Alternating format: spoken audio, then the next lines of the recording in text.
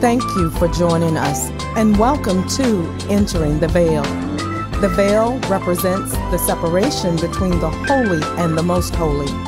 Although the veil was torn in two, a separation still exists to this day due to our falling away from the sound doctrine originally delivered unto us via the Holy Bible.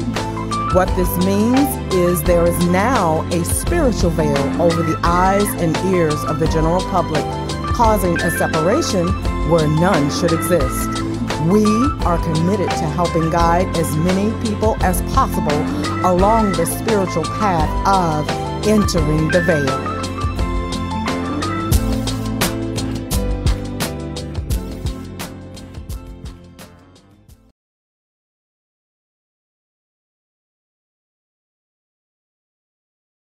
Shalom. My name is Enoch ben Israel, and I'm the priest of the United Congregation of Israel. And I would like to thank you for tuning in to Entering the Veil. Today's topic of discussion is wisdom versus righteousness. We're dealing with this Enoch calendar. A lot of times the children of Israel have sought out a lot of things of great wisdom, but we can read in the book and see how the adversary destroyed us with this whole concept of wisdom, because knowing that this growth in knowledge would also cause us to depend on the Most High less and less. We see that there were two trees in that garden. The one that was taunted to us was this tree of knowledge of good and evil. But there was a whole nother tree that was there, which was the tree of life. And if they had eaten from that, then they would have automatically been given the ability to live forever. And as you see, that wasn't the tree that man was destroyed with. Man was destroyed with the seeking of knowledge. That knowledge was not to get closer unto Elohim, because Elohim had already given instruction that would make man closer unto him. And that instruction was, do not eat from the tree. They were naked and unashamed because there was not understanding at that point. And when that understanding grew, or when that designated time had come, then he would have moved them up on that level at his time and not on their time. And it's the same things that we deal with today with our kids. They want to be grown before it's time. And once they cross that line of being grown, there is no turning back. A child can be a child, but at the point that they decide to do grown-up things and become parents, there's no more jumping back to being a child again. Now you have to operate as a parent. You can't operate and back those things up. So once we push that switch and we moved in that arena, that thing was set forth. I'm going to start reading here in Genesis chapter 1 so that we can kind of go over some things in this beginning. Genesis chapter 1 and verse 1. It says, in the beginning Elohim created heaven and the earth was without form and void, and darkness was upon the face of the deep, and the spirit of Elohim moved upon the face of the waters. And Elohim said, let there be light, and there was light. Now, you find a lot of controversy in this part. You wouldn't think that you would find controversy there, but there is controversy in this point, because as you start reading, you find that the sun and the moon were not created until later on. So people end up finding some fault here that there is light at this point. So they like to move around the things according to when the earthly light was made, the light of the sun and the moon. So Elohim said, let there be light, and there was light. Verse 4. And Elohim saw the light that it was good, and Elohim divided the light from the darkness.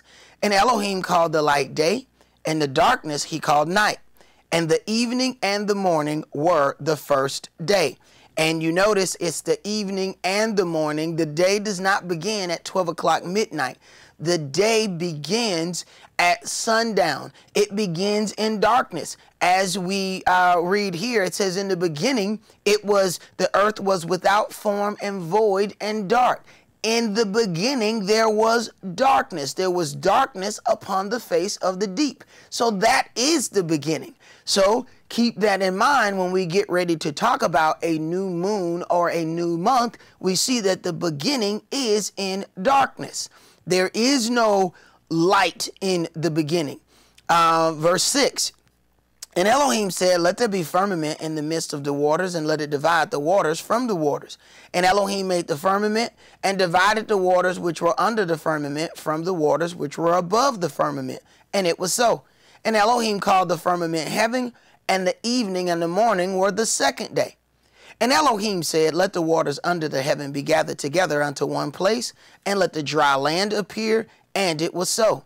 And if you do a little research and you go into a few scientific websites, they'll tell you that when you look at the landmass of what we call the earth, if you push all of those lands together, they'll fit together like a puzzle. They call it Pangea. It was one complete landmass.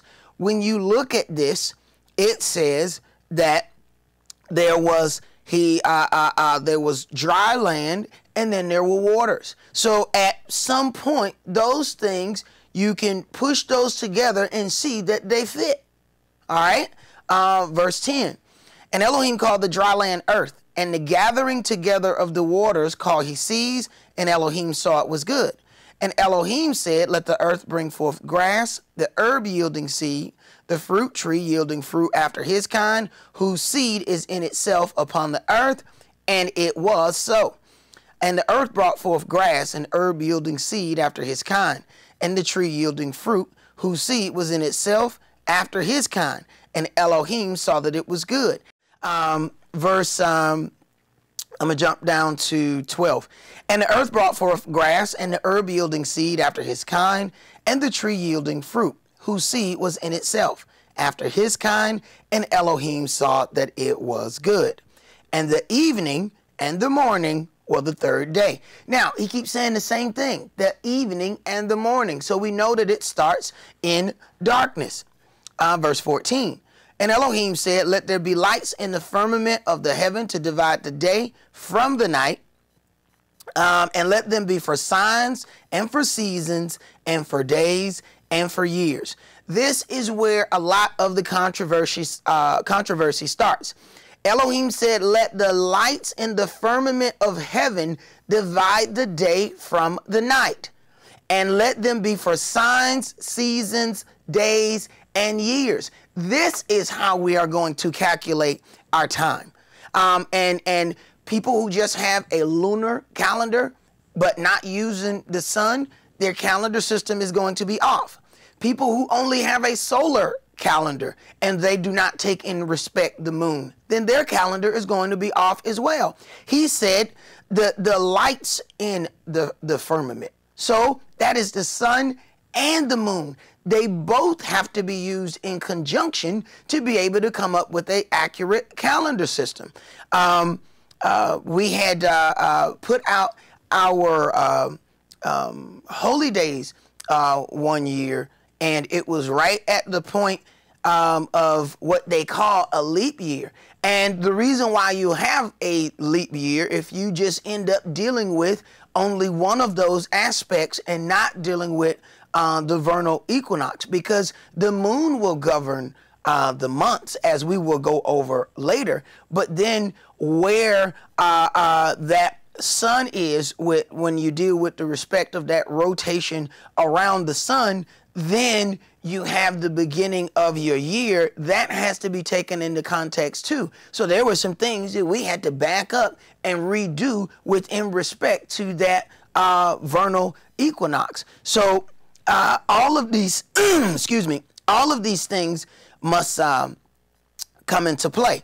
It said that Those lights are for signs, seasons, days, and years. And we'll see how these things reflect our seasons and our days. So let's see here at verse 15. And let them be for lights in the firmament of the heaven to give light upon the earth. And it was so. And Elohim made two great lights, the greater light to rule the day, and the lesser light to rule the night. He made the stars also. And Elohim set them in the firmament of heaven to give light upon the earth, and to rule over the day and over the night, and to divide the light from the darkness. And Elohim saw that it was good. And the evening and the morning were the fourth day. And this is where a lot of people like to begin their calendar system. Instead of beginning at the beginning of Yahweh's work, they then begin at the beginning of where this sun and moon and the lights that were created for man's use. That is where they want to begin the calendar, or begin this different count. But we'll see that there's some serious issues in doing that. These two great lights to rule the day and the night, do understand that these lights are substitute lights. Now, what do I mean about substitute light? Let me read something to you in Revelation chapter 21, because a lot of people say, well, since the light was not created, then you cannot start there. So they want to start on the fourth day and start adding things from there. Revelation chapter 21, and it's talking about this system of perfection here. Revelation 21 and verse 21, it says, and the 12 gates were 12 pearls. Every several gate was of one pearl, and the street of the city was pure gold, as it was transparent glass. And I saw no temple therein, for the Adonai, for Yahweh Elohim Almighty and the Lamb are the temple of it. So there's not even a temple in this city of perfection. And the city had no need of the sun, neither of the moon to shine in it, for the glory of Elohim did lighten it, and the Lamb is the light thereof. So then you go back to the beginning, and you see back in Genesis, it says, and Elohim said, let there be light, and there was light, and he saw the light was good. That light was his light.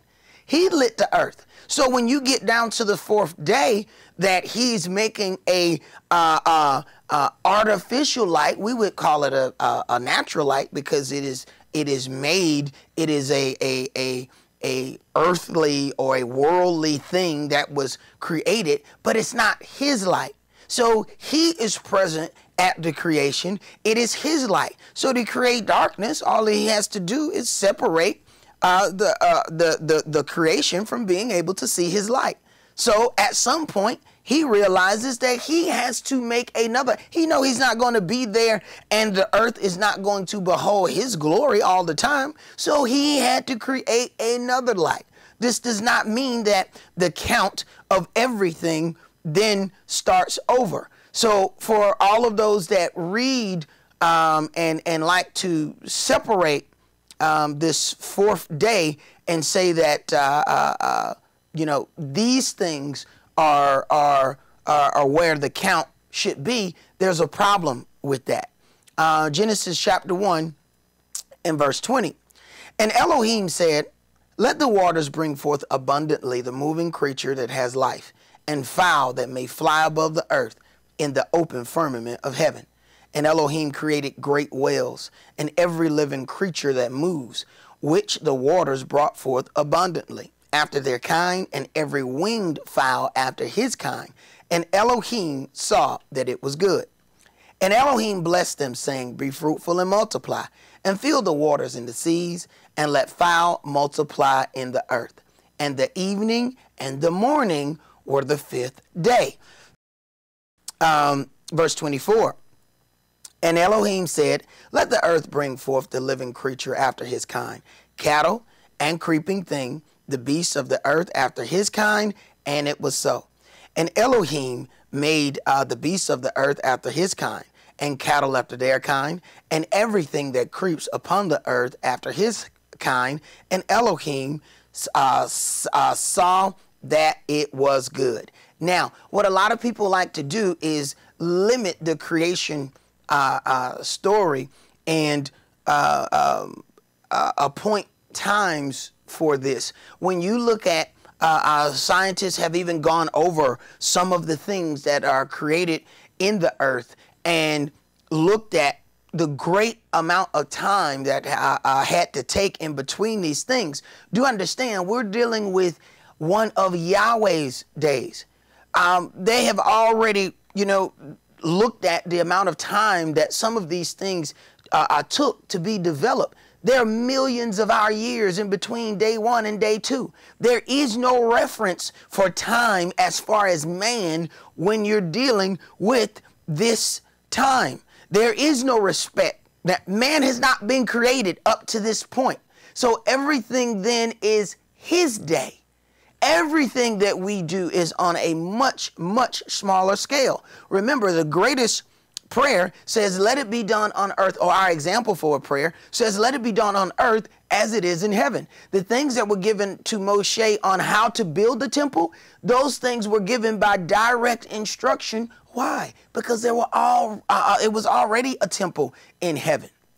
We know that we have holy days that we are to make appearances. There are 3 times in a year that all males must make an appearance before Yahweh our Elohim. These are holy feast days.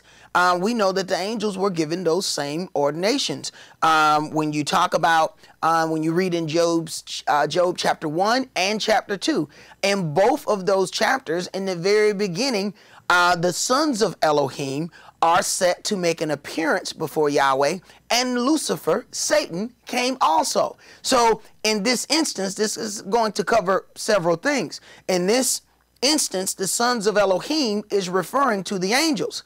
Why we must make that point is because later on there are other places where it talks about the sons of Elohim, and it's dealing with earthly men who have the spirit, who have followed. If you even read in the New Testament, it talks about, well, we have the right to be called the sons of Elohim. That doesn't mean that we're going to be angels. It means that we follow the things that were given unto us. So these heavenly beings that have this appearance that they have to make, Lucifer came and made his appearance also. And there are 2, and they're back to back. So we see, remember the example of a prayer that we were given. It says, let it be done on earth as it is in heaven. This is why it becomes incredibly dangerous when we decide that we want to alter these things. It was told to Moche, be very careful that you set up things exactly how you were shown in the mount.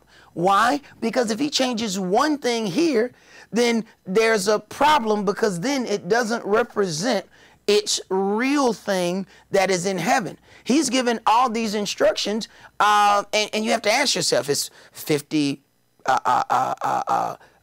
tassels, 50 latchets, 50 loops, 50, then all of these other things, it may be 24 of this or 12 of this. Those are exact measurements. He's not just grabbing these measurements, out of the sky. These things are already there because it is a smaller representation on earth of what things are done in heaven. For we even have that there is a priest in heaven, Melchizedek. So we find if there's a priest, then there are things that are happening there, and the people have to abide by that. Genesis chapter 1 and 26 says, and Elohim said, let us make man in our image, after our likeness, and let them have dominion over the fish of the sea, and over the fowl of the air, and over the cattle, and over all the earth, and over every creeping thing that creeps upon the earth. So we then see, understanding that there is millions of our years, just great amounts of time in between day 1 and day 2, in between day 2 and day 3, and so on and so on. When you get to day 4 and 5, understand that there were things created before man.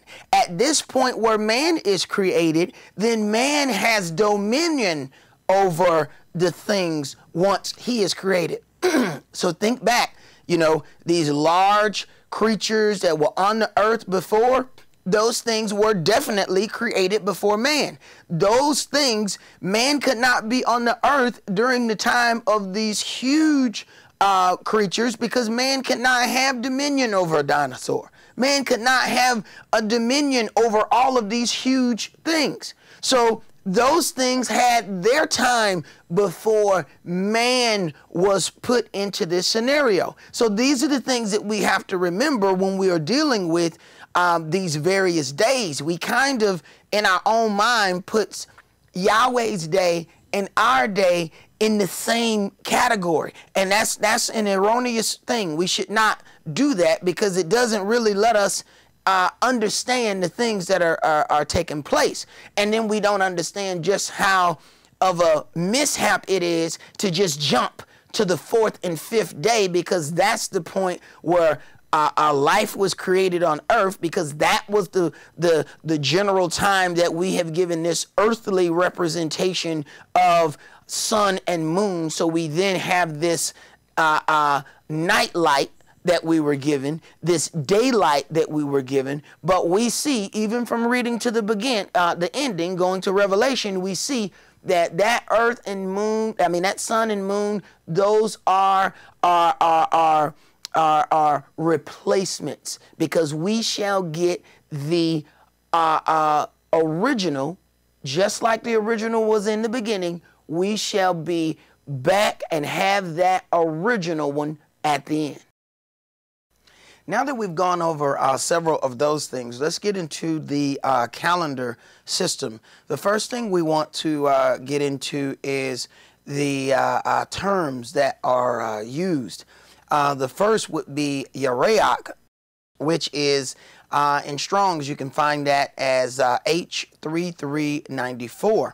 And when we look at it, we have some have looked at that and just meaning that this is a moon, or that this does not correspond whatsoever to a month. But you have to look, in doing with etymology, you not only deal with the word, but you deal with where the word comes from. And this happens with almost all words. You'll find other words contained in them. So you have one part where Yareach is moon, and people say, well, you know, that does not reference a month. But it then gives you the breakdown where it says go then to H3391, and then it says a lunation, that is a month, comma, moon. So you automatically see a link when you see Yareach, that it is referencing the moon, and it is also referencing a month as well. Then you can go down, and the other term that is used here is Kodesh, which would be in the Strong's H2320. Of course, the H just meaning Hebrew. And then that term goes and breaks down. It says the new moon. And then it goes and it has a breakdown, and it says then comes from H2318, which is to be new, to rebuild, renew, or repair. So now you see why Kodesh would be new moon, and then Yareach just moon or a month.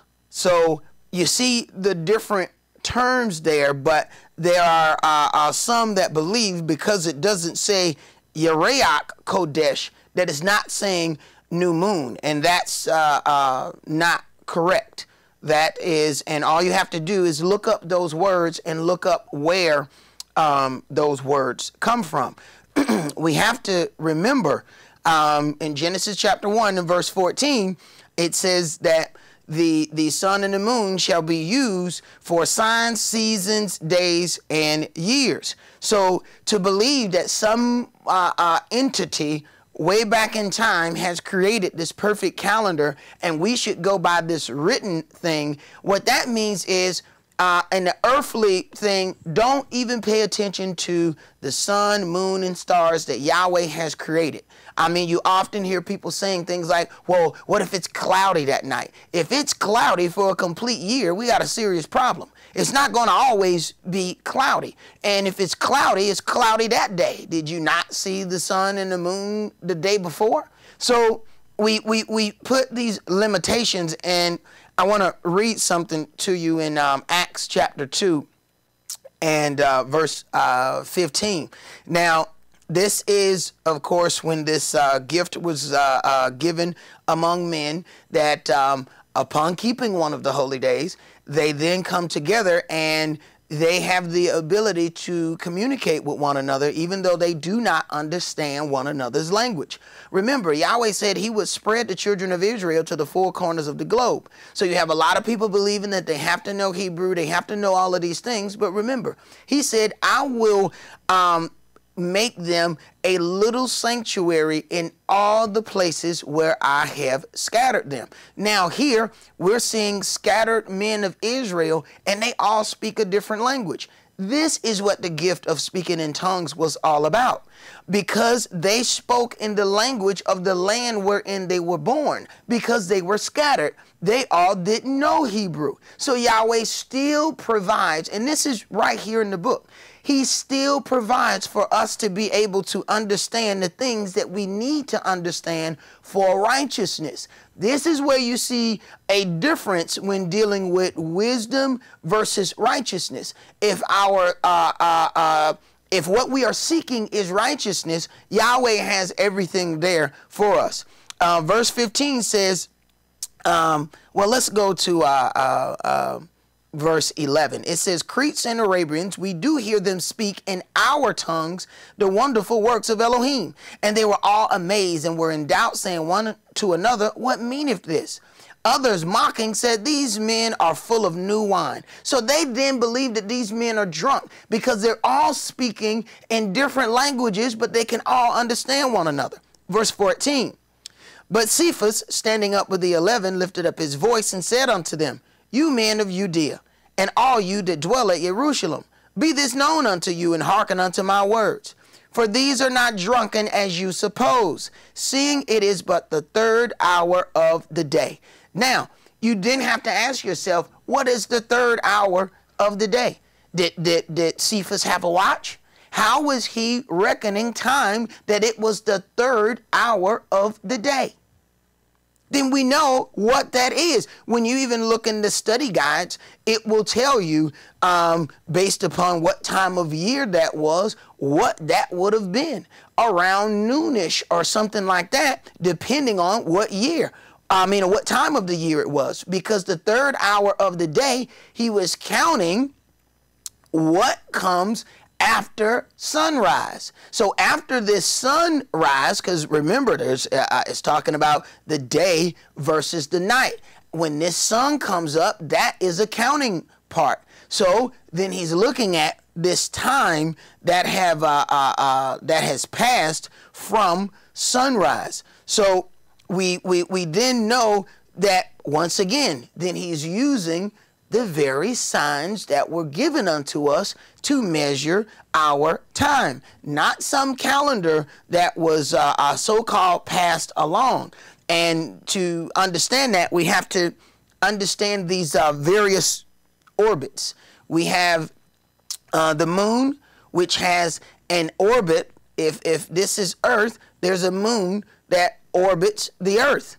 But then Earth then orbits the sun. So you have two orbits there that are going on at the same time. Now the moon has a nearly circular orbit that is about 5.05, about 5 degrees tilted to the plane of the Earth's orbit. Now it takes about 27.3 days for the moon to orbit the Earth. But do understand, like I just said, the Earth is moving in its own orbit. So this is why you have two different time spans about the rotation or the moon's orbit.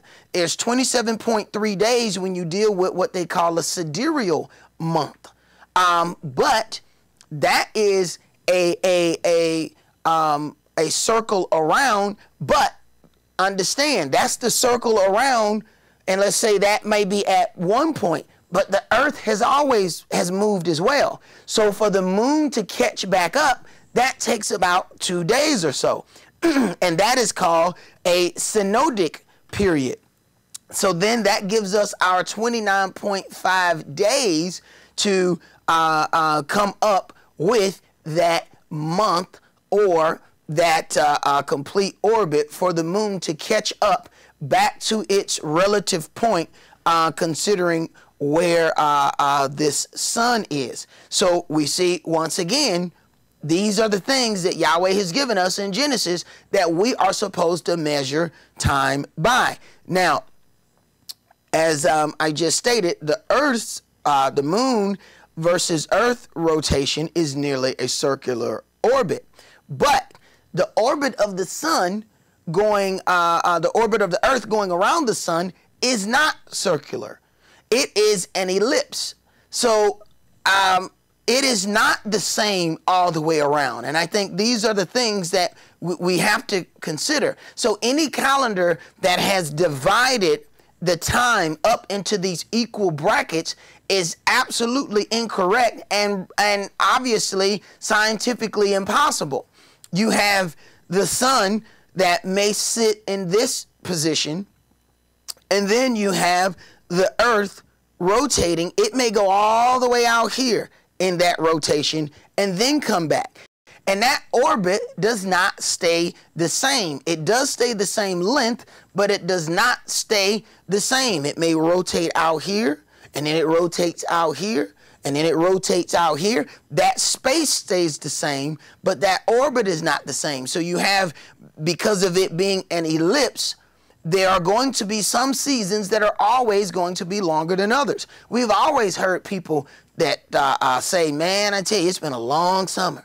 Oh, it's been a long winter.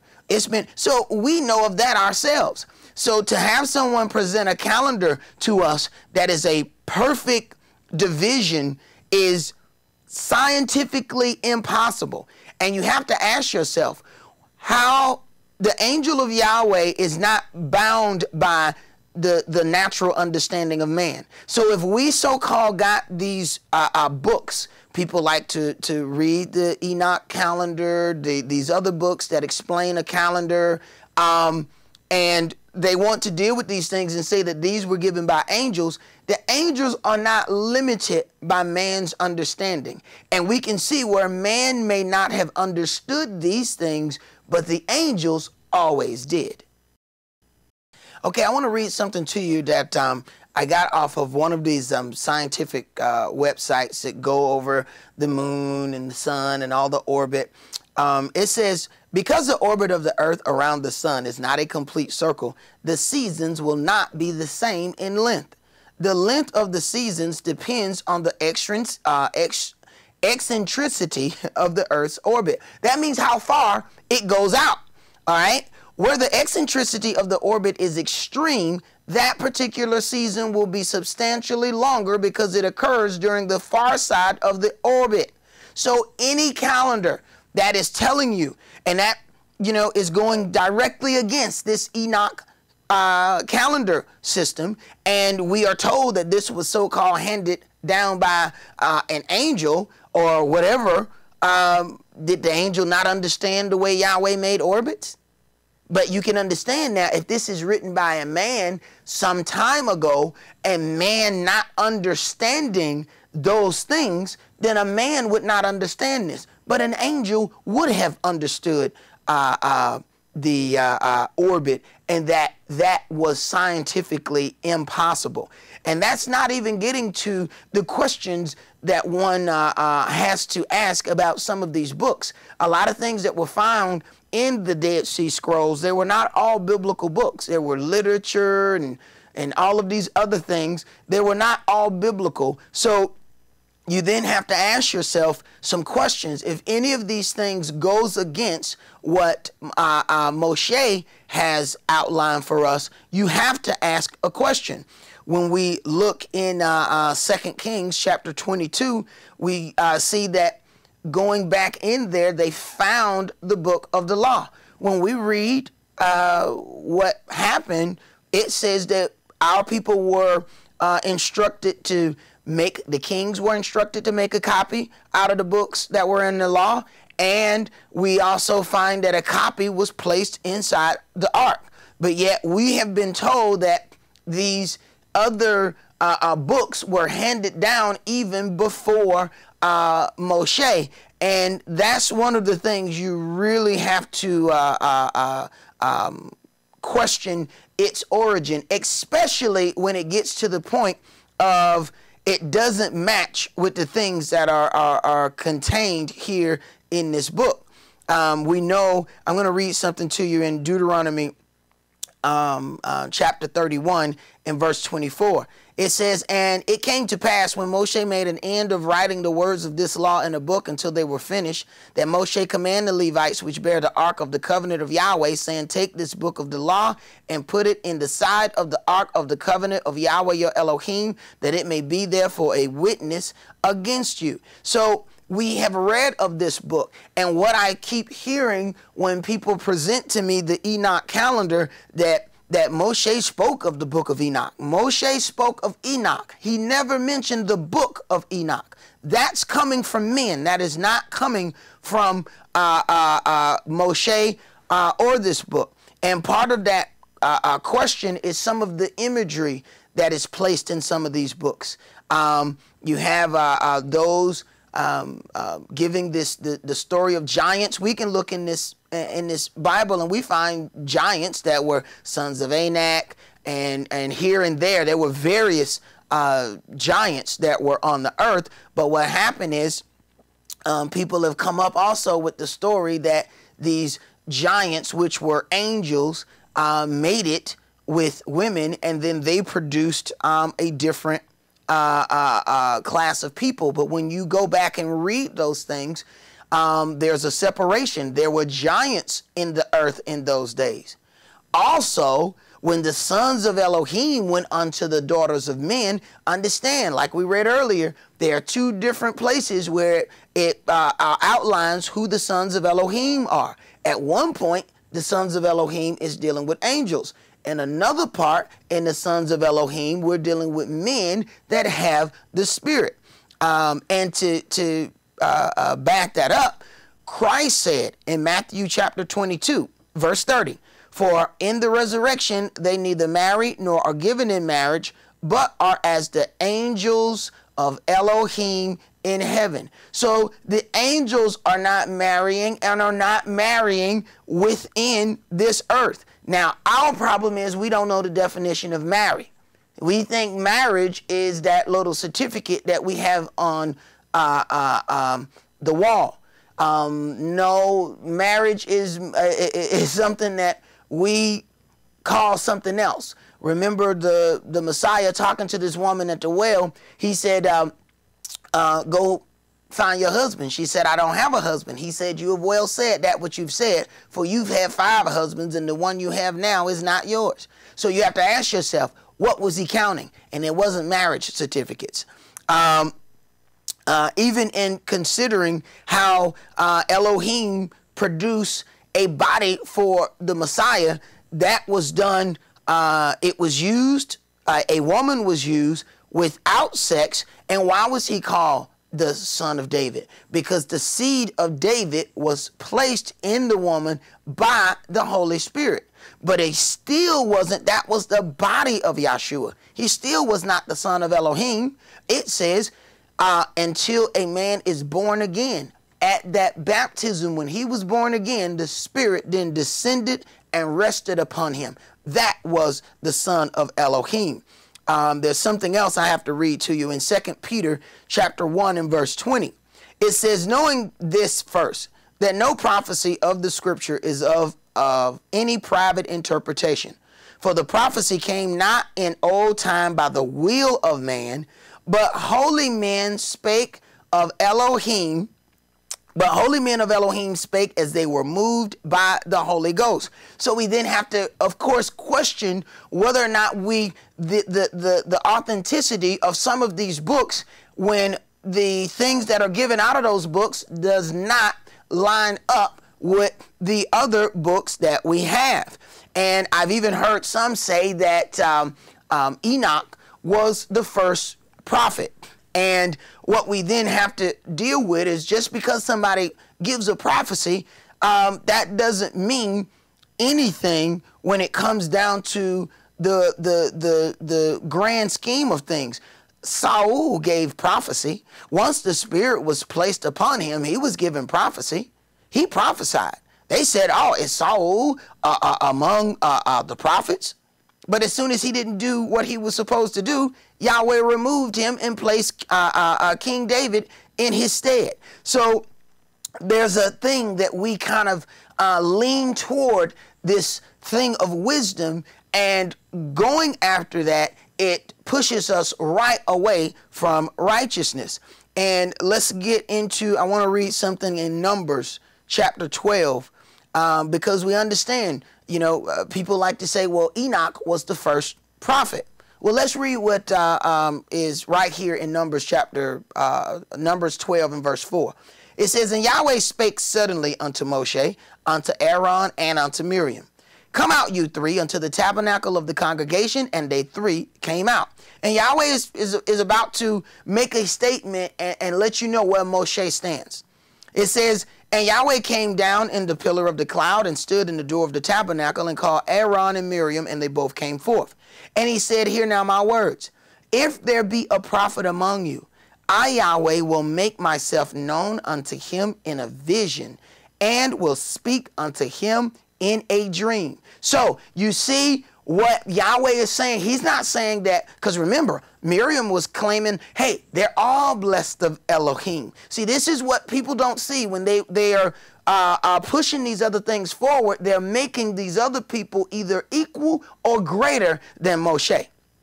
And Yahweh is taking care of this situation, because this is his own brother and sister that are basically magnifying themselves or putting themselves equal.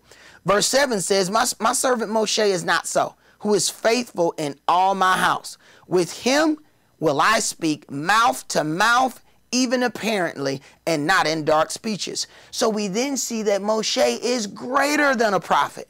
So these people that want you to follow this book of Enoch and tell you that he is the first prophet, we read in the book of the law that Moche is greater than a prophet. A prophet receives their things in dreams and visions. Moche received his directly. That is something altogether different. And we can go from one place to another and verify this. Let's go to Deuteronomy chapter 18, and I'm going to read something to you in verse 15. It says, Yahweh your Elohim, this is Moche saying, Yahweh your Elohim will raise up unto you a prophet from the midst of you, of your brethren, like unto me.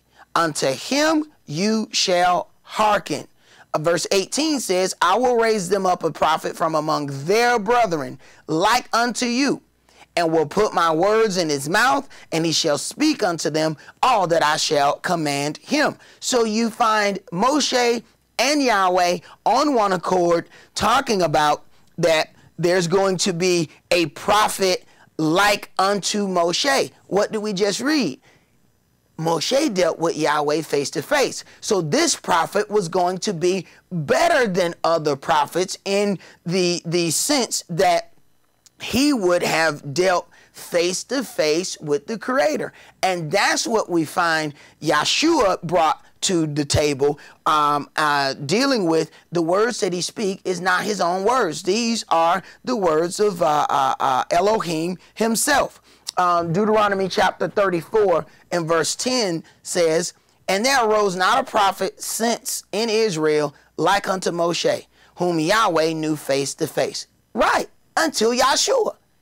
Verse 11, and all the signs and wonders which Yahweh sent him to do in the land of Egypt to Pharaoh and to all his servants and to all his land, and in all that mighty hand and in all the great terror which Moche showed in the sight of all Israel. So we have to then take these things into consideration and consider whether or not these stories that we read in some of these other books, we have to question their authenticity. Now, to get an deeper understanding of why we should pay more attention unto Moche, it doesn't stop right there. We already have read that he was greater than a prophet, that Yahweh has likened him unto Yahshua. So we already have that correlation. Now let's go to Luke chapter 16, and we're going to see what Moche, what was said about Moche. And we can read within this, this is the parable concerning Lazarus. And I'm going to jump to verse 24. And it says, and he cried and said, Father Abraham, have mercy on me, and send Lazarus that he may dip the tip of his finger in water and cool my tongue, for I am tormented in this flame. But Abraham said, Son, remember that you in your lifetime receive your good things, and likewise Lazarus evil things. But now he is comforted, and you are tormented. And beside all this, between us and you, there is a great gulf fixed, so that they which would pass from hence to you cannot, neither can they pass to us. They would come, that they would come from thence. Then he said, I pray you therefore, Father, that you would have sent him to my father's house. For I have 5 brethren, that they may testify unto them, lest they also come into this place of torment. Now, everybody likes to tell you, oh, God is love and he loves everybody, but they forget he is a father, and a father always sets rules and regulations in his house. There is not a father that does not have rules and regulations in his house. Verse 29, Abraham said unto him, they have Moche and the prophets. Let them hear them. Now, this is Christ giving this parable. So you would think some saying, okay, well, he's trying to do right now. Why don't he just let him do whatever? Understand the things that are happening here. He's referencing him back to Moche. Moche is synonymous. This is where the law was given. So Christ is giving this parable going back to the law. If it was about Enoch or about wisdom, why isn't any of these things ever referenced by Christ? So we already see that our paramount thing to deal with is the righteousness of the law, not the letter of the law. The letter of the law kills, but there is still moral law code. It's moral law code that instructs us and tells us the things that we can and cannot do. So Christ said, I did not come to destroy the law, but I'm going to magnify the law and make it honorable. And we see that where he said, thou must not commit adultery. Then he says that even if you look on a woman to lust after her in your heart, you have already committed adultery. Now, isn't that more difficult than the actual physical act? So where some would say that he has done away with the law, they are not reading these things in its full context. But he has done away with sacrificial law because a perfect sacrifice was given. Verse 29, Abraham says unto him, they have Moche and the prophets, let them hear them. And he said, nay, Father Abraham, but if one went unto them from the dead, they will repent. And he said unto them, if they hear not Moche and the prophets, you hear the order? If they hear not Moche and the prophets. People want to tell you that Enoch was the first prophet. He starts with Moche, the law, then the prophets. So if any of the prophets prophesied something against Moche, you have to call that into question. You have to pull that before, put it on the table to be dealt with, and those things have to be cast aside. Neither will they be persuaded, though one rose from the dead. So they will not have any persuasion. Their mind won't be moved because of Christ if they have no love for what was given by Moche. And what we do is allow those things to hinder us. So then, of course, the question then comes, how did these things come among our people? Because a lot of people look at what's going on in the land of Israel and say that those people have been over there for centuries and those are God's chosen people. Those people have been in the land since 1948, put in there by Great Britain and America. Those are not the people of the land, and it is very well known that those people have not been there that long. We're going to read something here in 2 Kings chapter 17 and verse 18, and this is just one of the dispersions of the children of Israel. Verse 18, therefore Yahweh was very angry with Israel and removed them out of his sight. There was none left but the tribe of Yehudah only, what the people today refer to as Jews. So the Jews were the last ones in the land, but there are 12 tribes of Israel. There are not 12 tribes of Jews. So the other parts of Israel, the other tribes have already been dispersed and kicked out, first down into Africa, and then spread out among the four corners of the globe. The only tribe that is left now is the tribe of Yehudah. And it says, verse 19, and Yehudah kept not the commandments of Yahweh their Elohim, but walked in the statutes of Israel, which they made. And it's calling Israel the ones who have already been kicked out. So now Yehudah is doing the same thing. And Yahweh rejected all the seed of Israel and afflicted them and delivered them into the hand of spoilers until he had cast them out of his sight. And people want to know, how did, if your people are the Jews, how did the Jews get in Africa? It's right here in the book. For he rent Israel from the house of Dawid, and they made Jeroboam the son of Nebat king. And Jeroboam drave Israel from following Yahweh and made them sin a great sin. You can also read Joel chapter 3, and it'll tell you where the Africans sold the children of Israel unto the Grecians that they may remove them far from their border. Now, have you heard of any other group of people that were sold by Africans to Gentiles other than the so-called African American? There's everything in this book. Let's say it says, verse 22, for the children of Israel walked in all the sins of Jeroboam. Verse 23, until Yahweh removed Israel out of his sight, as he had said by all his servants the prophets. So was Israel carried away out of their own land to Assyria unto this day. And the king of Assyria brought men from Babylon, from Cuthah, and from Ava, and from Hamath, and from Sepharvaim, and placed them in the cities of Samaria instead of the children of Israel. And they possessed Samaria and dwelt in the cities thereof. So now people want to know, how did these strange people get into the land? Now you have strange people coming in and out of this land. And this is just one of the captivities, but so that you understand the process. And so it was at the beginning of their dwelling there that they feared not Yahweh. Therefore Yahweh sent lions among them, which slew some of them. Wherefore they spake to the king of Assyria, saying, the nations which you have removed and placed in the cities of Samaria know not the manner of the Elohim of the land. Therefore he have sent lions among them, and behold, they slay them, because they know not the manner of the Elohim of the land.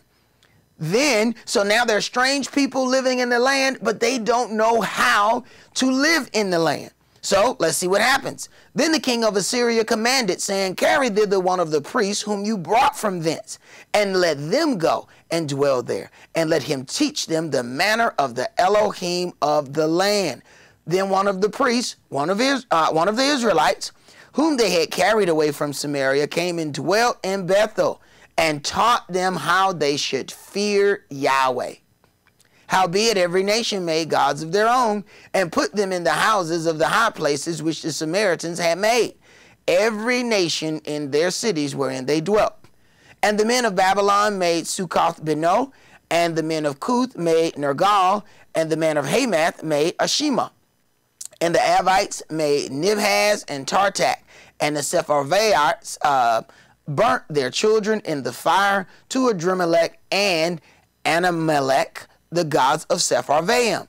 So they feared Yahweh and made unto themselves of the lowest of them priests of the high places, which sacrifice for them in the houses of the high places. So they have a double-fold thing going on. They're doing just enough so that Yahweh doesn't destroy them, but they're still worshiping all their other gods. Now, people then are asking themselves, well, how could these books be presented if these books were not authentic? You now have fake priests in the land. By the time the Messiah was there, understand there were Edomites in control of the temple. So understand the things that are happening here. This is why you have these other books. You have other books that people look at, these oral so-called law, these other interpretations. And when you read this, these other law books that are out there, they do not coincide with Moche. This is why they have to deal with these separate books, because they get away from righteousness. Verse 33, they feared Yahweh and served their own gods after the manner of the nations whom they carried away from thence. Until this day, they do after the former manners. They fear not Yahweh, neither do they after their statutes or after their ordinances or after the law and commandment which Yahweh commanded the children of Jacob. So we find this lets us know how it was possible for some of these strange books to be amongst our people. And if we read in Esther chapter 8 and verse 17, after being in captivity, the Jews were able to fight against their oppressors. After the people seen what happened, it says, verse 17, and in every province and every city, whithersoever the king's commandment and his decree came, the Jews had joy and gladness and a feast and a good day. And many people of the land became Jews, for the fear of the Jews fell upon them. So you have people moving in the land, learning the ways, but they're learning them off. Then you have other people becoming Jews. So this then distorts the entire process. What we have to get back to is what was given unto us by Moche and what was verified by Christ. And that is the things of righteousness, not the things of wisdom. Thank you for tuning in. My name is Enoch Ben Israel, and that's all we have time for today. Shalom.